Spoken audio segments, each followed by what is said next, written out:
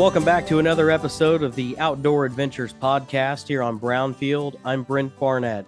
And on this week's show, we're talking turkey season in Iowa. And back with us on the program this week is a buddy of mine, Kent Boucher, host of the First Gen Hunter podcast. And he's been on the show several times. And it's always good to have you on the show, Kent. How you doing? Hey, Brent, I'm always glad to come on your show. You're doing a great job. You've talked to some really, really interesting people, and so I just feel honored that I get to be included in the mix. So, yeah, doing good here. I just got back from Nebraska, the Sandhills of Nebraska, last week. I was out there for a really quick shed hunting trip. A podcast listener reached out to me and they were like, "Hey, I know you love looking for sheds. I manage a 3,000 acre ranch out here in Nebraska, and we find a ton of sheds every year. If you want to come out, come on out." And he had a little cabin that he built, which was really cool that we got to stay in, and we had a great time shed hunting. The only problem was we should have started shed hunting when we pulled in at 11 p.m. the night we got there, because that was when the shed hunting conditions were the best. It started snowing that night and snowed all day the next day, and that's just like a kill switch for good shed hunting. But we still managed to find 8 sheds, and one of them that I found, there was about this much of a tine sticking up through the snow, and I just happened to be lucky enough to look over and spot that. But that was that was the conditions we were dealing with. But while we were there, um, we were seeing wild turkeys all over the place, tracks. Found some feathers, and then of course laid eyes on them. Could hear gobbling, and there they have Merriams. So they weren't eastern wild turkeys like what we have here in Iowa.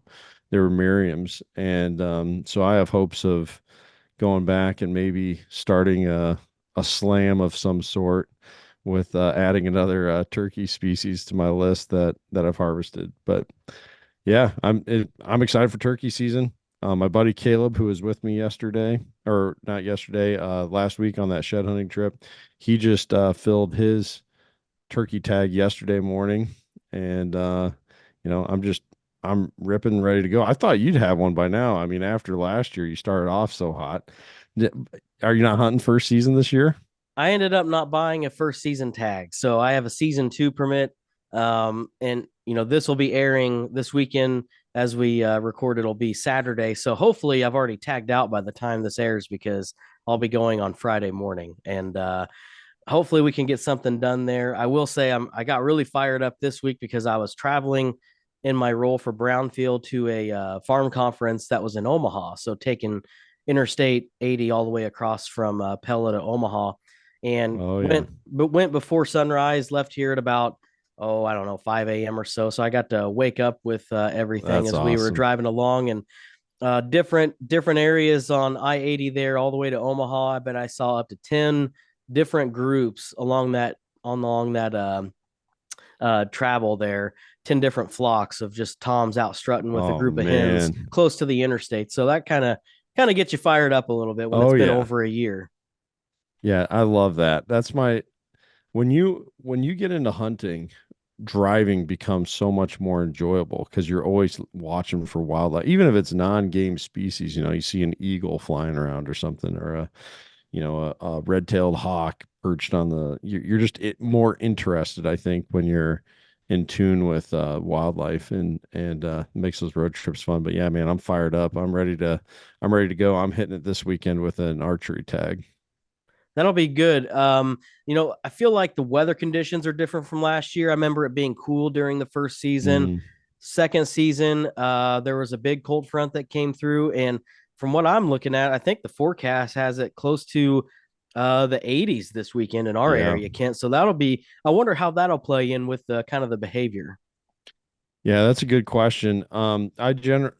I'm not the world's best turkey hunter by any means, but I have been doing it for several years now, and try to pay as close of attention to different weather conditions that seem to be favorable. And I think you're right. I think those those real warm days can present. It's almost kind of like deer hunting, and maybe part of that is we just take the knowledge that we have during deer season and we try to apply it to another species, and we might think it lines up better than what it does. Um, but I have found that if you got like a good front that's moving in, kind of a stormier front, um, that can be really good. Um, uh, Turkeys just they kind of like the rain. I kind of associate them with a rainy day is a good day for shed hunting and for turkey hunting and mushroom hunting too, really. Um, and when it's a bright, beautiful, sunny day, then it kind of almost feels like, man, I don't know really where to go. Almost like during deer season when you got a warm, sunny day. But there, you know, the thing about turkey hunting that is different than deer hunting for sure is that unless you're hunting fall turkeys, you're hunting, it would be like if the entire deer season was wrapped up in the rut. You know what I mean? And so these birds, they have this natural impulse for breeding at this time, and they're going to keep going. And they're going to be going all throughout the season, and there's going to always be some interest there. It's not like they're really necessarily taking a day off. And so I think turkeys can be killed on pretty much any day. And yesterday, like I said, my friend Caleb filled his tag, and yesterday was, I mean, when we look back on 2024, that'll probably be one of the nicest weather days of the entire year. It was calm. It's been blasting wind here where we're at for for basically a month now, month and a half. And yesterday was a beautiful, calm day. Got up to low 70s, I think, and um, just a high pressure day, and um, I was driving into work, and so not only what did Caleb shoot his bird, but I saw a tom who had two hens kind of out in the middle of a cornfield. I mean, I could see the habitat. It was like this little timbered draw that they probably were roosting in. But they had worked across the road and they were out in this cornfield, and he was just gobbling his head off. And um, so like where Caleb shot his bird was probably 20 miles away from where I'm seeing this bird. And then when I finally get to work, I was out in the field most of the day yesterday. And again, where um, I was working is pretty far from turkey habitat, but there's a timbered draw that I know some birds live in that was maybe a quarter mile away. And I could hear gobbling going on down in that timber draw all the way a quarter mile away where I was at. And so, yesterday really didn't seem like a turkey killing kind of day, but the birds were going crazy. And I think people can still look to those nice days for being successful. And the nice thing too about turkeys is they are so vocal. So you can, that's an advantage that you don't really have with like deer hunting. Yes, I know deer will grunt and the does will bleed a little bit, and you could even hear a fight going on maybe. But I mean, let's be honest. Whoever really uses that to go and locate a deer to kill a deer? Whereas the gobbling and the clucking and yelping going on, I mean, you can pin down where some birds are at if you got a big enough piece of habitat, and which is something that I think you've done well, Brent. You've gone to I know where you killed that bird, and that's a nice piece of habitat, and you kind of just followed the signs and set up and got an awesome tom. Yeah, and I really have focused on still hunting and just being very, I guess, Yeah. observational in how I move and when I move. Yep. I will say, with these warmer temperatures, I feel like in my past years of hunting, I've had quite a bit of success turkey hunting. And when it's really warm and sunny and you can just feel that sun beating down on you, I feel like my best time frame for gobblers to really respond and be, I guess, willing to come into the call has been between 10 and 11 a.m. When you Mm, get past that sunrise and they're all grouped up out in a field, I feel like you get about 10 o'clock, the hens start separating and they work away. Then you get some of these gobblers by themselves. And I feel like they're more able, you have a more higher probability of calling them in. Now the Mm, flip side, now it's a the good tip. yeah, so I feel like also around that time frame from 10 to 11, just from my experience, and of course it's different for everybody. When you hear one gobble, just like really pay attention at that point because I feel like you kind of have to earn them because they can Yeah. sneak in on you around that time. So if you think you heard something, I would go ahead and go with your gut feeling and make a move because Yeah. they are more likely to be quiet on their way in at that point. Yeah. And, I think this is where us Midwesterners need to take a page out of a Western hunter's playbook. They're out west, you have in a lot of areas, some areas you have great cover. If you're in like a big lodgepole pine stand or something like that, yeah, that's pretty good screening to move around. But at a lot of the places, they're hunting wide open areas, big old burns, avalanche shoots, Now I'm not just talking turkeys, I'm talking anything. And it's spot and stalk, right? Which is essentially what we're describing here with this still hunting method of trying to, you know, locate the birds through their vocalizations and then get eyes on them and then make a move to set up.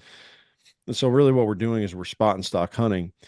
But you're so right. You have to be just very, very careful with your movements and you got to be moving in a way that isn't going to give you away.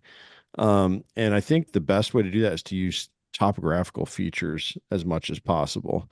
So if you can get into some kind of terrain where maybe you have a hillside and you can kind of walk not quite on the crest of that hill, but on the back side, and you can kind of almost belly crawl up to the top and get a little out of sight. I think that's a great way to move in on a bird. And I think I mentioned this in a previous interview that I've done here with you. Um, uh, Probably the best turkey hunter I know, Heath Rayfield, who's really good friends with a mutual friend of you and me, by the way, Noel Gandy. Heath is, it's incredible how many birds. So he guides and he himself hunts a lot. And he's down in, he lives kind of on the South Carolina, North Carolina border. And so he gets tags in both states and then he travels out to the Midwest and usually hunts a couple states out here. And I bet you he sees, 25 birds, 25 to 30 birds, either through guiding and through his own hunts that get tagged every year. I mean, just insane how much turkey hunting he does. And he told me when you're calling a bird, you always have to call uphill. And I never heard that before. And I applied it last year and I had 2 kill opportunities the 2 times that I tried it last year. And so that's another reason to use that topography. If you can kind of stay uphill, it gives you the visual advantage because turkeys see really well. And so if they're coming downhill, they can see down on top of your spread and they can kind of see you sitting behind your spread a little bit easier. If you're putting decoys out there, or if you're in a ground blind, they might be able to identify the ground blind as being kind of a weird thing to be out there in the field. Whereas if they're coming uphill, it's a little bit harder to really see all of what's going on there. So I think using that topography to make those movements like you talked about can be a huge advantage for people.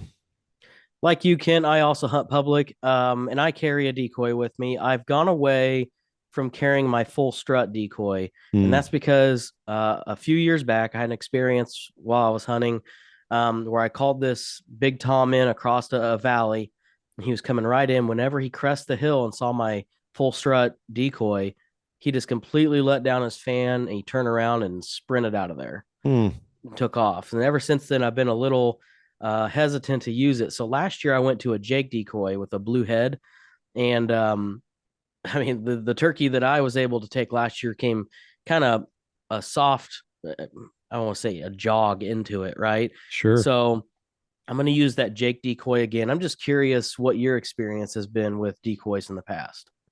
Yeah, fortunately for me is I had heard that exact thing from other hunters, I think on podcasts about the risk of putting a, full strut, big old dominant tom out is that it's creating a filtering effect essentially. When you have a flock of birds there, each one of those birds has a different spot in the pecking order. They have a different personality even.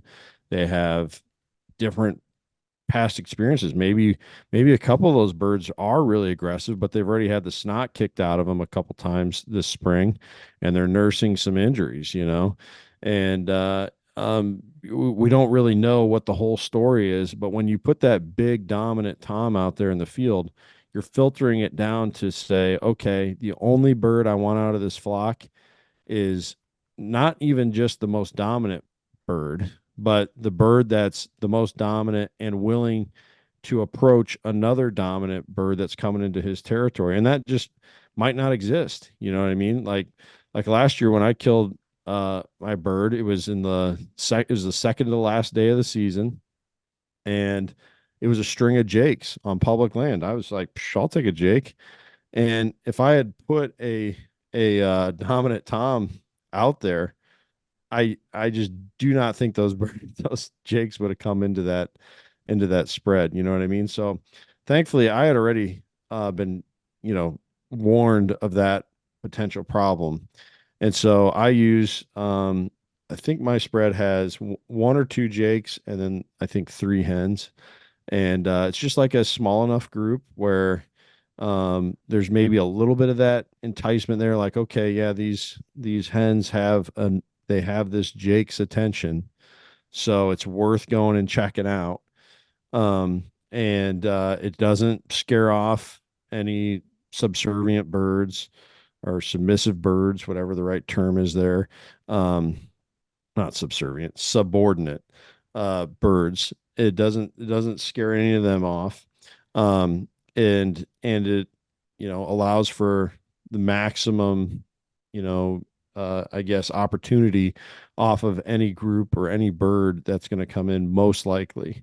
I imagine birds can still spook even by seeing a jake there, or maybe they don't think the decoy is like good enough to not spook them in general, like they sense something's up or whatever. But I've found that spread works pretty well. I've had it work a couple times really, really well. And yeah, I think that you can have luck with a dominant bird, and that I would imagine probably your best chance for that is going to be as early as you can hunt, when birds are fresh, and they they haven't been doing a ton of fighting yet. Although, let's be honest, I've been seeing toms in full struts since mid-March. So even Yeah. though our hunting season starts in, the first week of April, these birds have been doing breeding stuff, you know, establishing pecking orders and all that for, a month at this point. So these birds have some history behind them, and I just think that you're spot on when you throw that dominant decoy out there, you're just really limiting what you're going to get. Sure. And I will say I've had success in the past with a full strut decoy, but just Hmm. that one time where it turned one away and that opportunity just vanished, it really just kind of threw me off, and I haven't gone back to it Right. since. One last point I have as we wrap up the show this week, back to timing of when to hunt. Hmm. If I don't tag out Yeah. this weekend, let's just say Friday morning or Saturday morning, um, I've never tried to hunt in the evening. Now, I grew up in Missouri, and I Hmm. don't know what the law is still in Missouri right now. So if I'm misspeaking, it's because I haven't lived there for several years. But back when I was younger, you could not hunt past 1 p.m. That Mm. was the cutoff. Whereas Yep. now that I live in Iowa, you can hunt till sunset. Yep. So I would like for the first time, if I don't have success in the morning, either of the first 2 days, to try an evening hunt, just to see how that works. I don't know how turkey behavior is during that time. I've not done a lot of research on it, but I think it'd be a nice challenge to try to switch things up and see if maybe that's an avenue to go moving forward. Yeah, I think you can definitely have some success in the evenings. You just kind of have to. It's almost like, let's take it back to deer hunting. If you're hunting the mornings, you're going to be hunting a food to bed uh, type of scenario, right? These deer have been out overnight, and now they're getting ready to go back to their bedding areas, and So you would be wise, to if you have a really good setup, maybe you could go into that bedding area, just knowing that you might be you better get it done, because once you're in the bedding area, now you got to climb out of a tree with bedded deer close by without blowing the place up. But probably the best idea is going to be to hunt that transition area, right? And uh, then in the evenings, it's the opposite. Now you're trying to catch a deer that's coming out of its bed and back to the food source. And so turkeys, you kind of would apply the same thing. Of course, they are coming off the roost in the mornings early and going out to do their daily activity of feeding and breeding. And in the evenings, they're worried about predation, and so they're going to be flying up to their roosting trees, and they're going to be moving back to their roosting areas. And so I think if somebody really wanted to capitalize on an evening hunt, which I think I've done it maybe one time where I really tried to do an evening hunt for turkeys. Or maybe I was just out in the field scouting for the next day, which is essentially like a hunt, I guess. But um, I think you're going to have your best luck by spending some time out there before the season and trying to get some scouting, and maybe not like going into the hunting area because you don't want to put pressure on a hunting area when you're not even able to hunt it. But maybe just from the road, if you can glass some areas that look like some good roosting trees. So I like looking for cottonwoods around here in Iowa. They just grow so tall and they branch out so wide. And they're open trees right now. They don't have a bunch of leaves in the way and stuff like that. Like they're just easy for birds to get into. And they're going to have that, a lot of the stuff that I think turkeys naturally like for roosting. Maybe an old field oak, like a really old oak tree that's got a lot of those horizontal branches reaching out that are good for roosting. And just get the binoculars out and see if you can, see any birds that are hanging around those trees in the evenings.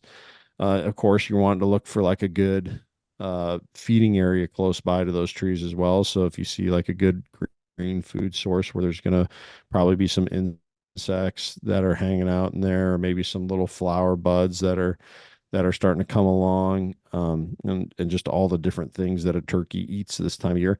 If you can kind of line those things up, then I think you can find an area where they're going to be for that last minute, shot opportunity.